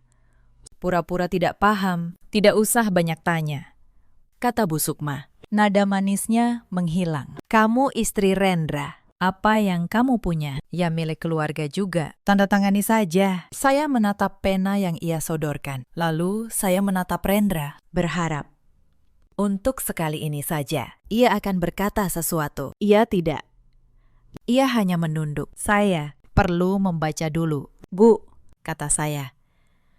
Besok saya tanda tangani. Bu Sukma menyipitkan matanya. Jangan macam-macam. Anjani, Malam itu, saya tidak tidur. Saya membaca setiap kata di dokumen itu, dan saya menyadari sesuatu. Mereka begitu putus asa, sampai bersedia mengambil apartemen kecil, seorang menantu yang mereka anggap rendahan. Itu artinya, perusahaan jauh lebih sekarat daripada yang saya kira. Waktu saya hampir habis, dan waktu mereka lebih habis lagi. keesokan paginya, Saya tidak menandatangani dokumen itu. Saya berkata bahwa pengacara saya menyarankan untuk menunda. Bu Sukma marah besar. Tapi untuk pertama kalinya, saya tidak menunduk. Karena saya tahu sebentar lagi semua akan berubah. Sebelum semua itu, ada satu peristiwa lagi yang tidak akan pernah saya lupakan. Peristiwa yang membuat saya yakin bahwa saya tidak boleh lagi menunggu. Sepupu Rendra menikah di sebuah gedung mewah di pusat kota. Seluruh keluarga besar hadir. Bu Sukma mengenakan perhiasan terbaiknya dan memamerkan kepada semua orang bahwa keluarganya masih jaya. Saya datang dengan gaun sederhana, menggendong Kayla. Di tengah resepsi, beberapa tante berkumpul, membicarakan menantu masing-masing. Salah satu dari mereka bertanya kepada Bu Sukma, "Sukma, menantumu kerja di mana sih? Kok jarang dengar?" Bu Sukma tertawa kecil, dengan nada merendahkan yang sudah saya hafal. Dia cuma pegawai kantoran biasa, gajinya tidak seberapa. Untung saya yang menanggung hidup mereka di rumah. Kalau tidak, entah makan apa cucu saya. Para tante itu mengangguk-angguk, memandang saya dengan kasihan. Salah satu dari mereka bahkan menyelipkan uang ke tangan saya buat jajan anaknya, katanya pelan. Seolah saya pengemis, saya berdiri di sana, memegang uang itu dengan senyum yang dipaksakan. Di dalam tas saya saat itu ada ponsel yang baru saja menerima pesan dari kantor. Sebuah klien besar baru saja menandatangani kontrak audit senilai miliaran rupiah yang saya pimpin. Tapi tidak ada yang tahu. Bagi mereka, saya hanya menantu miskin yang patut dikasihani. Saya menyimpan uang pemberian itu di saku. Saya tidak membuangnya. Saya menyimpannya sebagai pengingat. Pengingat tentang betapa jauh jarak antara siapa yang mereka kira saya dan siapa saya sebenarnya. Saat itulah, dalam hati, saya berhenti merasa sedih. Saya hanya merasa tenang. Tenang. Seperti permukaan air sebelum badai. Tak lama setelah itu, Mawar melakukan sesuatu yang membuat saya benar-benar membuka mata. Suatu hari, ada kesalahpahaman di kantor saya. Seorang klien menerima email aneh dari akun yang mengatasnamakan saya, berisi kata-kata kasar dan tidak profesional. Klien itu marah dan mengadu ke atasan saya. Saya hampir kehilangan kepercayaan yang sudah saya bangun bertahun-tahun. Saya menyelidiki. Sebagai auditor, melacak jejak adalah keahlian saya. Dan jejak itu membawa saya ke sebuah komputer di rumah. Komputer yang biasa dipakai Mawar. Ia telah membuat akun palsu, meniru nama saya, dan mengirim email itu untuk menghancurkan reputasi saya. Saya tidak tahu pasti apa motifnya. Mungkin iri. Mungkin sekedar kebiasaan menghancurkan apapun yang membuat saya bahagia. Saya tidak menghadapinya. Saya tidak berteriak. Saya hanya menyimpan buktinya dengan rapi. Seperti saya menyimpan semua bukti lain. Saya menjelaskan duduk perkara kepada atasan saya. Dan untungnya, ia percaya pada saya. Kepercayaan yang saya bangun selama bertahun-tahun menyelamatkan saya. Tapi malam itu, saya menyadari sesuatu yang penting. Mereka tidak akan pernah berhenti. Selama saya tinggal di rumah itu, mereka akan terus mencoba menghancurkan saya. Sedikit demi sedikit, sampai tidak ada yang tersisa. Saya tidak bisa lagi sekedar bertahan. Saya harus mengakhirinya. Sejak malam itu, saya bekerja lebih keras dari sebelumnya. Setiap hari setelah memasak dan melayani keluarga, setelah menidurkan Kayla, saya akan duduk di meja kecil di pojok kamar, ditemani lampu redup, dan menyusun rencana saya. Angka demi angka, dokumen demi dokumen. Saya menghubungi Pak Hendro hampir setiap hari. Saya bertemu investor di sela jam makan siang. Saya mempelajari setiap celah hukum, setiap kemungkinan, setiap risiko. Ada malam-malam ketika saya hampir menyerah. Malam ketika tubuh saya begitu lelah sampai saya tertidur di meja dengan pena masih di tangan. Malam ketika saya bertanya pada diri sendiri, apakah semua ini sepadan? Apakah saya, seorang perempuan biasa, benar-benar bisa melawan sebuah keluarga yang selama ini menindas saya? Tapi setiap kali keraguan datang, saya akan menengok keranjang kecil di sebelah saya, tempat Kayla tidur. Dan saya teringat amplop kosong di malam lebaran itu. Saya teringat tangan saya yang melepuh, harga diri saya yang diinjak, suami yang selalu memunggungi saya. Lalu, keraguan itu menghilang, digantikan oleh sesuatu yang jauh lebih kuat. Bukan dendam, tetapi tekad. Saya akan bangkit. Bukan untuk membalas dendam, tapi untuk memastikan bahwa anak saya tidak akan pernah harus menunduk, seperti ibunya pernah menunduk. Beberapa minggu kemudian, ketegangan di rumah itu semakin terasa. Bu Sukma menjadi lebih mudah marah. Rendra sering pulang larut dengan wajah lelah dan mata merah. Mawar tetap berbelanja seperti tidak terjadi apa-apa. Tapi bahkan ia mulai mengeluh ketika kartu kreditnya ditolak di kasir. Suatu sore, sebuah amplop datang ke rumah. Saya yang menerimanya dari kurir. Di sudut amplop, tertera logo sebuah bank besar. Saya tidak membukanya. Saya hanya menyerahkannya kepada Rendra. Tapi saya melihat wajahnya berubah pucat saat ia membaca isinya. Malam itu, terdengar pertengkaran di ruang kerja. Bu Sukma dan Rendra. Suara mereka tertahan, tapi cukup keras untuk menembus dinding. Kita harus jual rumah ini. Bu, kata Rendra. Tidak akan.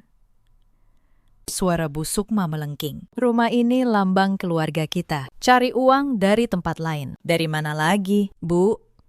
Semua aset sudah digadaikan. Saya berdiri di lorong, mendengar semuanya.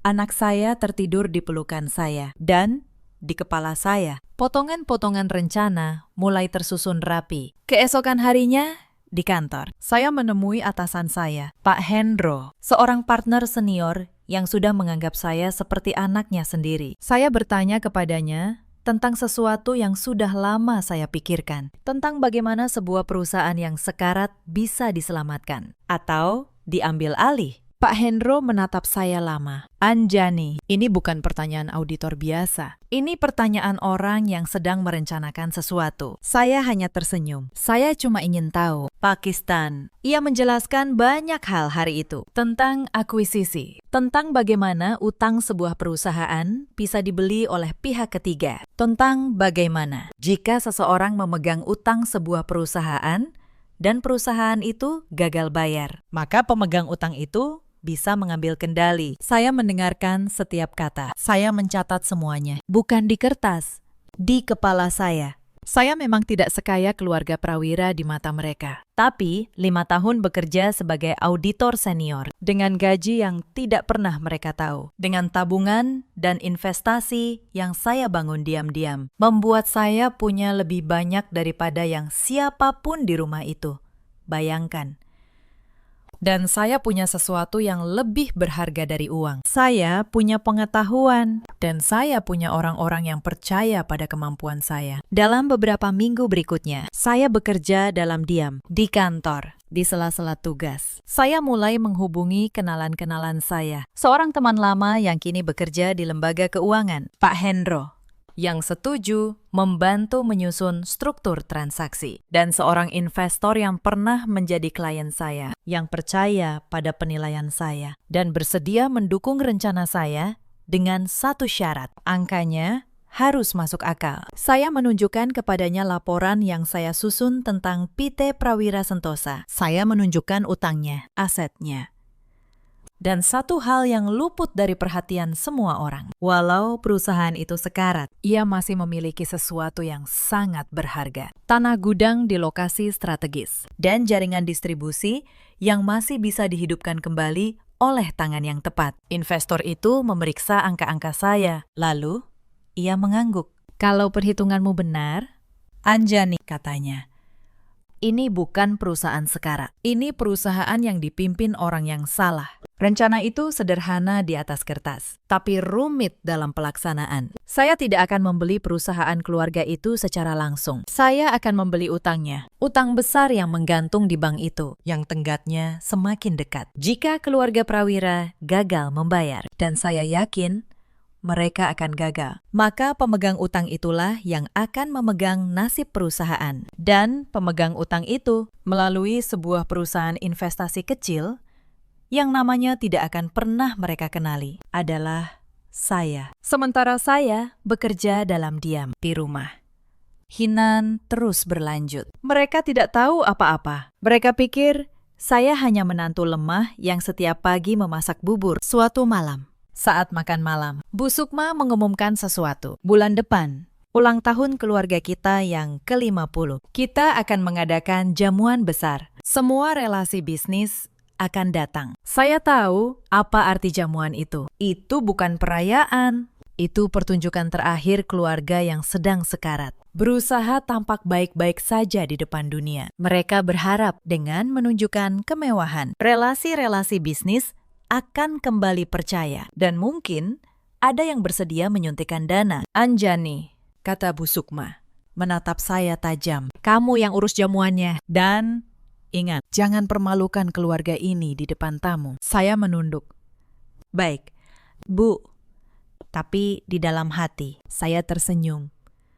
Karena saya tahu, jamuan itu akan menjadi panggung. Bukan untuk mereka, untuk saya. Dan tepat di hari itu, tenggat pembayaran utang bank akan jatuh. Apa yang tidak mereka tahu, sementara saya menyiapkan menu jamuan dan menghias rumah. Saya juga sedang menyiapkan dokumen yang akan mengubah segalanya. Map yang nanti akan disobek Bu Sukma di ruang rapat hanyalah pancingan. Dokumen yang sebenarnya sudah tersimpan rapi, menunggu hari itu tiba. Seminggu sebelum jamuan, terjadi satu peristiwa yang menjadi penghinaan terakhir. Penghinaan yang tanpa mereka sadari. Mereka lakukan tepat di hadapan orang-orang yang sebentar lagi akan menyaksikan kejatuhan mereka. Perusahaan mengadakan rapat dewan direksi darurat. Situasi keuangan sudah sangat genting dan Bu Sukma memanggil semua direktur untuk mencari jalan keluar. Entah dengan alasan apa, ia menyuruh saya datang. Kamu ikut. Biar tahu betapa beratnya menanggung keluarga ini, katanya. Saya rasa ia hanya ingin ada orang untuk dipermalukan jika rapat berjalan buruk. Saya datang ke ruang rapat itu dengan sebuah map di tangan. Di dalamnya, sebuah proposal sederhana. Saya menyusunnya semalaman. Sebuah usulan tentang bagaimana perusahaan bisa direstrukturisasi. Bagaimana utang bisa dinegosiasi ulang. Bagaimana aset yang menganggur bisa dihidupkan kembali. Itu adalah rencana yang masuk akal. Ditulis oleh seorang auditor yang tahu persis kondisi perusahaan itu. Di tengah rapat, ketika para direktur kebingungan dan saling menyalahkan, saya memberanikan diri berbicara. Permisi, kata saya. Saya punya beberapa usulan, kalau diizinkan. Seluruh ruangan menatap saya. Bu Sukma menatap saya dengan wajah merah padam. Kamu, katanya. Kamu mau bicara apa di rapat orang dewasa? Saya tetap menyerahkan map itu kepadanya. Tolong dibaca dulu. Bu, mungkin ada yang berguna. Bu Sukma mengambil map itu. Ia membukanya, melihat sekilas. Lalu wajahnya berubah. Bukan karena terkesan, tapi karena marah. Mungkin karena usulan itu terlalu masuk akal. Mungkin karena ia tidak tahan melihat menantu yang ia rendahkan, ternyata lebih paham tentang perusahaannya daripada dirinya sendiri. Ia berdiri. Lalu, di hadapan seluruh dewan direksi, ia menyobek map itu menjadi dua. Pegawai rendahan sepertimu tahu apa soal menyelamatkan perusahaan keluarga ini, katanya. Dan melemparkan sobekan kertas itu ke wajah saya. Suara robekan kertas itu menggema di ruangan yang sunyi. Para direktur menunduk.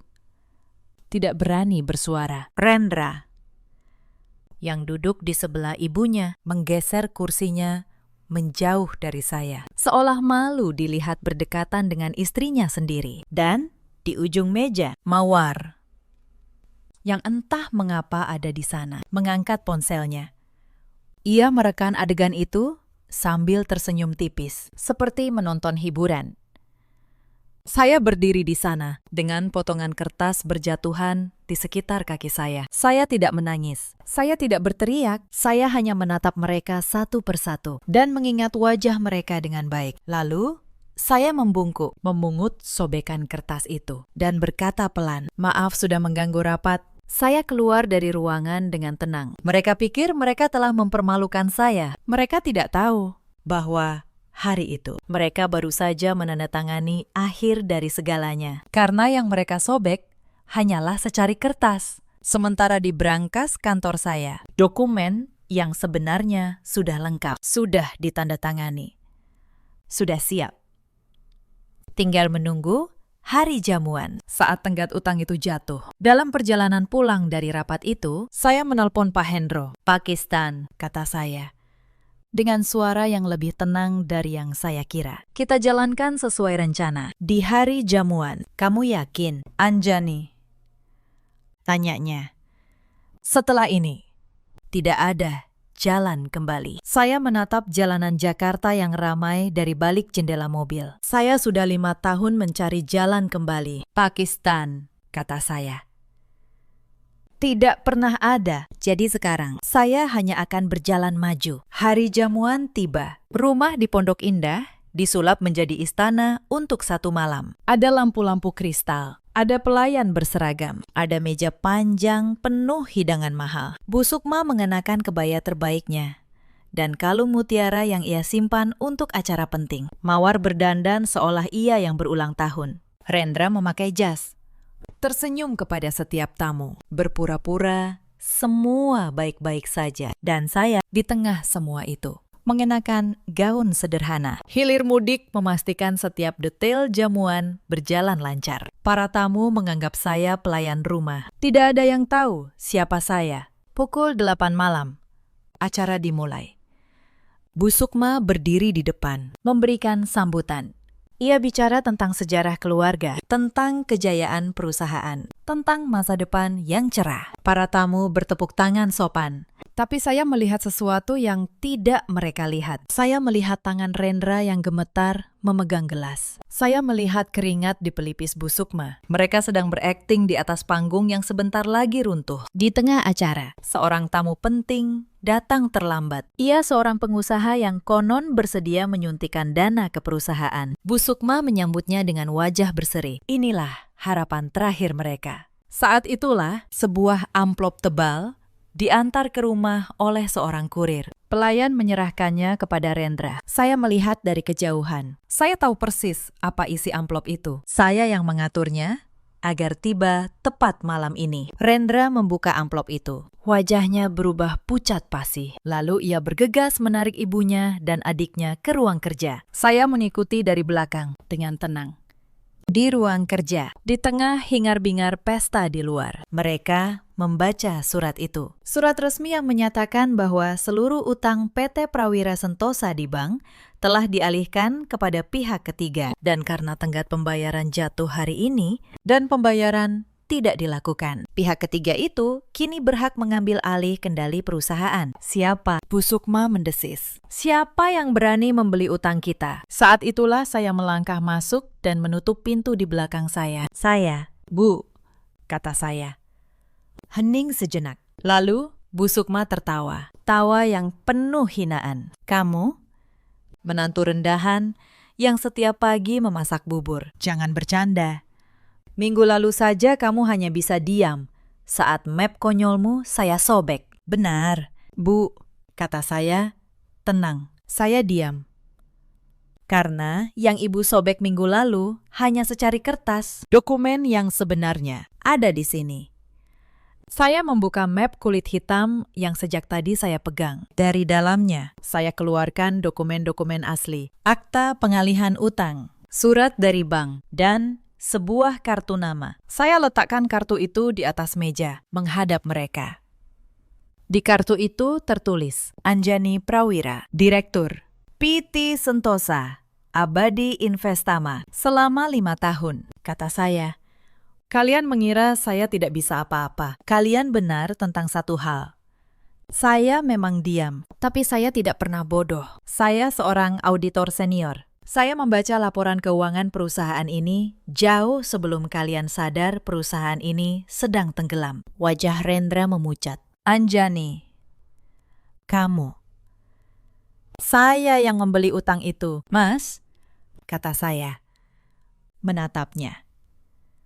Dengan uang saya sendiri. Uang yang selama ini kalian kira tidak ada. Uang yang setiap bulan diam-diam menambal belanja rumah ini. Sementara aku dituduh boros. Bu Sukma terhuyung. Ia berpegangan pada meja. Tidak mungkin. Kamu cuma menantu. Saya memang menantu, kata saya. Menantu yang ibu suruh masak setiap subuh. Menantu yang ibu salahkan setiap kali ada tagihan. Menantu yang dibiarkan jatuh saat hamil. Sementara Mawar memotret saya untuk bahan tertawaan. Saya menoleh ke Mawar, yang kini berdiri membeku. Ponselnya terjatuh dari tangannya. Apa kamu masih ingin merekam? Mawar, rekam ini. Ini akan jadi video terakhirmu di rumah ini. Pintu ruang kerja terbuka. Pak Hendro masuk bersama 2 orang berjas dari lembaga keuangan. Maaf mengganggu, kata Pak Hendro, tenang. Kami datang untuk menyelesaikan proses penyalihan. Mulai pukul ini, kendali operasional PT Prawira Sentosa berada di tangan PT Sentosa Abadi Investama. Bu Sukma jatuh terduduk di kursi. Kebaya mewahnya, kalung mutiaranya, semua mendadak tampak seperti kostum yang kebesaran. Anjani, suaranya bergetar. Untuk pertama kali dalam 5 tahun, kita keluarga. Kamu tidak boleh melakukan ini pada keluarga. Saya menatapnya. Lama. Keluarga. Bu, kata saya pelan. Di mana keluarga itu? Saat saya duduk di lantai dengan tangan terkilir dan perut 7 bulan. Di mana keluarga itu? Saat saya menamal belanja rumah ini dari gaji saya sendiri, lalu dituduh boros. Saya mencari keluarga di rumah ini selama 5 tahun. Bu, saya tidak pernah menemukannya. Rendra melangkah maju. Ia meraih tangan saya. Anjani, dengarkan aku. Kita bisa bicara baik-baik. Aku suamimu. Apapun yang terjadi, kita bisa selesaikan bersama. Demi Kayla. Saya menarik tangan saya pelan. Kamu menyebut nama anak kita sekarang. Mas, saat aku melahirkannya. Kamu ada di mana? Saat ibumu bilang sayang, dia bukan laki-laki. Kamu bilang apa? Kamu diam. Kamu selalu diam. Kamu diam tadi siang saat ibumu menyobek kertas di wajahku di depan dewan direksi. Diammu itu, Mas, sudah menjawab segalanya sejak lama. Saya mengeluarkan 1 dokumen lagi dari map. Saya letakkan di hadapannya. Surat gugatan cerai sudah disiapkan. Tinggal menunggu hari ini. Aku tidak datang untuk menghancurkan kalian, kata saya. Menatap mereka satu persatu. Kalian menghancurkan diri kalian sendiri. Jauh sebelum aku turun tangan. Aku hanya berhenti menjadi orang yang menambal lubang itu dengan diam. Saya berjalan ke pintu, lalu berhenti. Tentang perusahaan, aku tidak akan membubarkannya. Ada ratusan karyawan yang tidak bersalah, yang gajinya terancam karena cara kalian mengelola perusahaan ini. Aku akan menyelamatkan mereka. Pak Hendro dan timku akan menata ulang semuanya. Perusahaan ini akan hidup kembali. Hanya saja, tidak lagi di tangan kalian. Saya membuka pintu. Di luar, pesta masih berlangsung. Para tamu masih tertawa. Tidak tahu bahwa di balik dinding ruang kerja, sebuah kerajaan baru saja berpindah tangan. Saya berjalan melewati kerumunan, menuju kamar Kayla. Saya menggendongnya yang baru terbangun, dan keluar dari rumah itu untuk terakhir kalinya. Melewati pintu besar, yang dulu saya kira adalah pintu menuju keluarga. Malam itu, untuk pertama kalinya dalam 5 tahun, saya bisa bernapas. 6 bulan kemudian, PT Prawira Sentosa, yang kini bernama PT Sentosa Abadi, kembali berdiri. Gudang-gudang yang dulu menganggur kembali penuh. Jaringan distribusi yang dulu mati kembali bergerak. Ratusan karyawan yang dulu cemas kini bekerja dengan tenang. Pak Hendro menjadi komisaris dan saya menjadi orang yang setiap pagi datang ke kantor itu sebagai pemimpinnya. Bu Sukma pindah ke sebuah rumah yang jauh lebih kecil. Kekayaan yang ia banggakan selama puluhan tahun. Ternyata hanya kulit luar yang menutupi utang. Setelah semua diselesaikan, yang tersisa untuknya hanya cukup untuk hidup sederhana. Konon, ia kini lebih banyak diam di ruang tamu yang sempit, menatap dinding. Mawar kehilangan kartu kreditnya, kehilangan gaya hidupnya. Ia akhirnya harus mencari pekerjaan untuk pertama kalinya dalam hidupnya. Saya dengar ia kini bekerja sebagai kasir di sebuah toko. Saya tidak merasa puas mendengarnya. Saya hanya merasa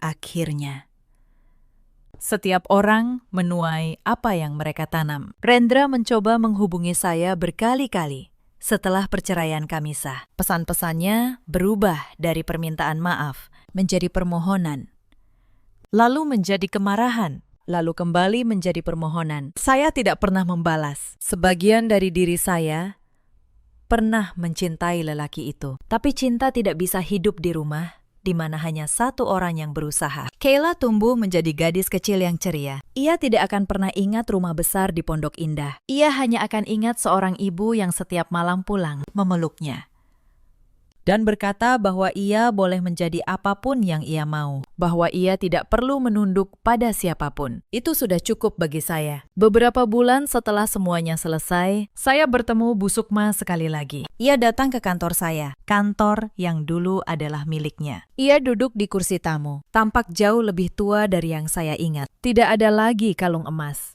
Tidak ada lagi kebaya mewah. Hanya seorang perempuan tua yang lelah. Anjani, katanya pelan. Ibu datang bukan untuk meminta perusahaan kembali. Ibu tahu itu sudah tidak mungkin. Ibu cuma ingin minta maaf. Saya menatapnya lama. Saya menunggu kemarahan datang, atau dendam, atau rasa puas. Tapi yang datang hanya rasa lelah. Lelah yang sama yang sudah saya pikul selama 5 tahun. Terima kasih sudah datang, Bu, kata saya akhirnya. Saya tidak membenci ibu. Membenci hanya akan membuat saya terikat pada masa lalu. Dan saya sudah memilih untuk maju. Tapi memaafkan bukan berarti melupakan. Saya harap ibu mengerti. Ia mengangguk pelan, lalu berdiri. Di pintu, ia berhenti sejenak.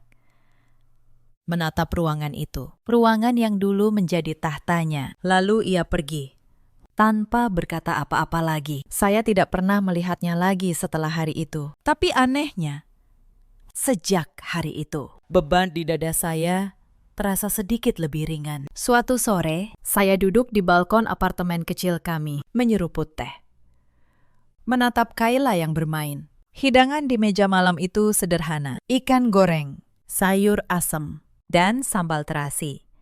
Tidak ada lampu kristal, tidak ada pelayan berseragam. Tapi untuk pertama kalinya, saya merasa di rumah. Cerita ini mengajarkan kita satu hal. Kekuatan yang sebenarnya tidak pernah berteriak. Ia bekerja dalam diam, mencatat, menunggu, dan bangkit pada saat yang tepat. Jangan pernah menilai seseorang dari betapa pendiamnya ia. Dan jangan pernah merasa berhak menghina orang lain hanya karena kita merasa lebih tinggi. Karena roda selalu berputar. Di luar sana, ada banyak perempuan yang seperti saya dulu. Bangun subuh, menahan hinaan. Tersenyum, walau hati hancur. Demi sebuah keluarga yang tidak pernah menganggap mereka ada. Kalau kamu salah satu dari mereka, dengarkan saya. Diammu bukan kelemahan. Tapi jangan biarkan diam itu menjadi penjara. Suatu hari, kamu harus berdiri. Dan saat kamu berdiri, berdirilah dengan kepala tegak. Ada juga banyak suami seperti Rendra. Bukan jahat, hanya pengecut. Yang memilih diam karena diam lebih mudah daripada membela. Ketahuilah, diam di hadapan ketidakadilan adalah pilihan. Dan setiap pilihan ada harganya. Dan ada pula para ibu mertua seperti Bu Sukma yang takut kehilangan kendali, lalu menutupi ketakutan itu dengan kuasa dan hinaan. Tapi kuasa yang dibangun di atas penghinaan tidak akan pernah bertahan lama. Dalam hidup, kita semua punya pilihan untuk diam atau untuk bangkit, untuk menghina atau untuk menghormati. Ceritakan kisah kalian di kolom komentar. Pernahkah kalian berada di posisi saya? Bagikan agar perempuan lain di luar sana tahu mereka tidak sendirian. Terima kasih sudah menemani sampai akhir. Sampai jumpa di cerita berikutnya.